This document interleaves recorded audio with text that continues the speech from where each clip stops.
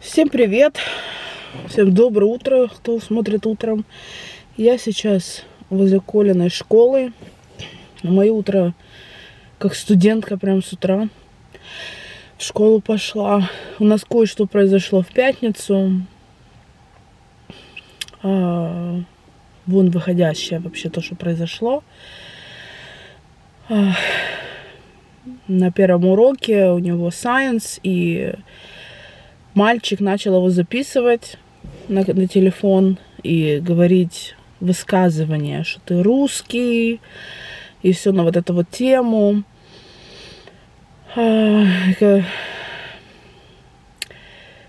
Он сказал учителю, Коля сказал учителю, и учитель сказал ему стереть видео. Все. На этом все закончилось. Мне об этом никто не сообщил. Мальчика сильно тоже не наказали. Как бы все нормально. Зато мне потом, почти в конце учебного дня, написал его классный руководитель, что его выгнали там с 6-го, по-моему, класса за то, что он стучал мышкой, компьютерной мышкой стучал по столу. Его попросили прекратить, и через какое-то время он опять начал стучать, и это очень мешало классу, и его выгнали из класса. Это они мне сообщили, что ребенок стучал мышкой, вы понимаете, да?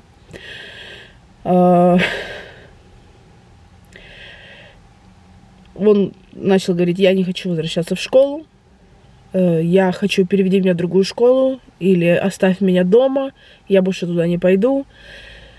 Мне целый вечер нужно было с ним разговаривать, на выходные поддерживать, чтобы ребенок не чувствовал себя каким-то изгоем. Я понимаю, что школа большая, много детей, но такое должно быть вообще просто пересекаться сразу же. Да, значит, я ему сразу сказала в пятницу, что я иду с тобой в школу. Я уже знала, что я приду. Мы сегодня вместе приехали. Я сразу же к заучу, по-моему, по-русски, assistant principal у нас называется. И все ему-то сказала. Он даже об этом ничего не знал, что произошло. Он тоже в шоке, там выражение там с матом, там не просто там ты русский, да, там мат идет, там обзывание идет. И я же говорю, меня даже не сильно зацепило, как это как бы тоже высказывание, но даже не в этом речь. Меня очень насторожило, что вы записывали это на видео, чтобы выставить это где-то в социальных сетях. Это буллинг просто кошмар какой. Это только 7 класс. Это только 7 класс. И вот сейчас мы подъехали к школе и идем к офису. Он: ой, мама, как я эту школу ненавижу, я на нее смотрю, я не хочу сюда, мне так его жалко. Я вот помню, как я свою школу любила. Пока я не перешла в украинскую школу в Манхэттене, я школу не любила. Вот честно говорю, любила в Киеве школу и любила вот украинскую школу. Сейчас же речь не о том, что она украинская или какая она. Просто все по-другому. Мне не подходило такие вот большие школы, мне тоже они не подходили. Я не могла учиться. Я училась в Джеймс Мэдисон в Бруклине. Ну как училась? Я там не училась, я там училась. Когда мы приехали, я пошла в 8 класс. Тот вообще класс, там весь класс меня булил. Все. Я не так одевалась, у меня не такие очки были, и вообще я не крашусь, и вообще то и сё. То есть я не подходила вообще ни по какой категории, я к ним не подходила. Ну и плюс я не знала английского и не могла им ответить, как нужно. Поэтому я его понимаю. И я его очень понимаю, через что он сейчас проходит. Школа это вообще, И когда учителя просто смотри видео и дальше, как будто ничего не произошло, а его выгоняют из класса за то, что он стучал мышкой, ну я не знаю, с теста. То есть идет тест, он нервничает, то, что произошло, плюс тест, и на это нормально. То есть ему даже не предложили там выйти из класса отдохнуть, да, 5 минут пройдись, ну что-нибудь, ну как-то вот более человечно к этому подойти, да. Ну а зачем? Если легче просто выгнать с класса, чтобы не мешал. А то был просто сказать стереовидео, чтобы это дальше не раздувать, чтобы ни его родители не знали, ни я не была в курсе, что происходит. В общем, с моим ребенком такое не прокатит. Надеюсь, что эта проблема решилась. Но не знаю, посмотрим. Перевести я его не смогу перевести в другую школу, потому что тут... какая в твоем районе школа, туда ты должен ходить. Только если я его поведу в частную школу. А частные школы я смотрела. За год выходит 60 тысяч долларов. Да? Я такое себе не могу позволить. Это очень много. Тетя тоже еле сейчас тут припаркуется. Тут такие маленькие парковки. И вообще, я еле влезла сюда. Потом влезла, Коля не выйдет, я не выйду. Очень вот так вот прям. Ладно. Поехала я домой.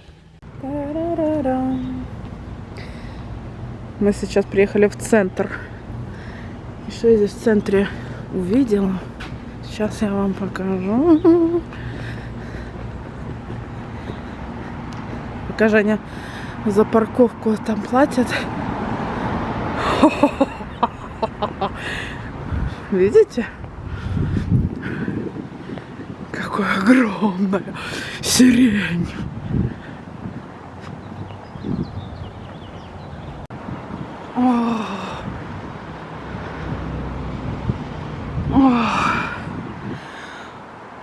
Какая красота. О май goodness. Женя мне говорит, мы ехали. Говорит, Лена, не соблазняй меня, а то я ночью тебе нарву сирень. Тут же везде камеры. Я свою уже, по-моему, всю вынюхала. Но она уже не такая. Ого-го. Ладно, пошла к мужу. Мы хотим пойти позавтракать. Зашли в кафешко. Женька там берет наше кофе, еду. Сидим тут возле камина. Греемся. Надо открыть, Женя. Давай, cheers. Она тебе показывала рисунок, она сделала? Мне в тот раз, помнишь, красивый рисунок сделали? У меня малиновая латте, у тебя French toast, да? French toast vanilla. I can be sad with you. Just take my hand and fly up through the dreams where the skies are so clear. With you, I wanna stay with you. With you, I love the way that you love me today. Let's run up through the fields where the sun shines and heals. With you, I wanna stay with you. It's been so cold since you have been. Я уже дома. Сделала, ну, почти доделываю борщик у нас на обед. Я уже, ребята, научилась делать маленькую кастрюльку. Такая погода у нас, я бы спала, бы, честно слово. Пришла мне delivery. Покажу. Кто еще все своим ключом большим открывает? У меня от машины ключ большой, я им все открываю. Наверное, где-то тут можно легче открыть. Лена легких путей ищет. Заказала я вот такие вот держачки для спанжика, который посуду моет.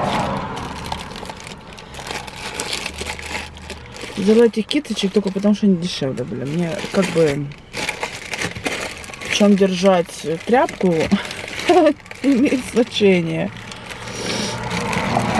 Я, знаете, когда такое что-то смотрю, я смотрю, во-первых, где подешевле.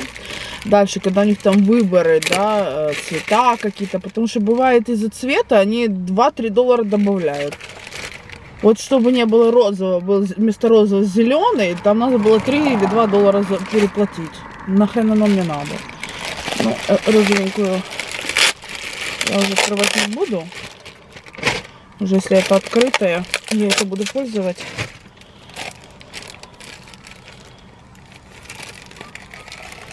Нормально. Ну, с глазками такая. Тоже снимается, да, наверное? Чтобы мыть.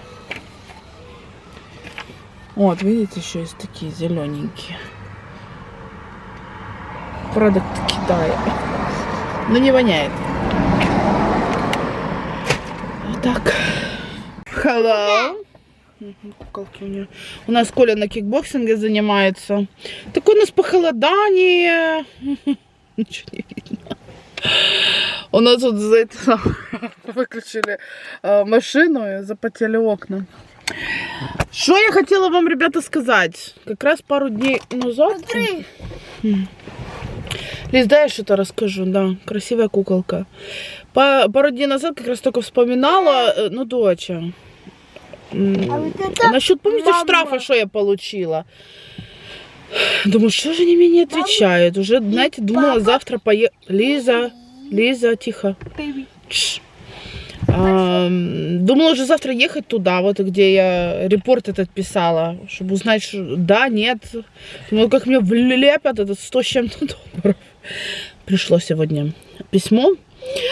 В общем, они меня так наполовину встретили, как это правильно по-русски сказать. 20 долларов надо только заплатить. Было, по-моему, 46.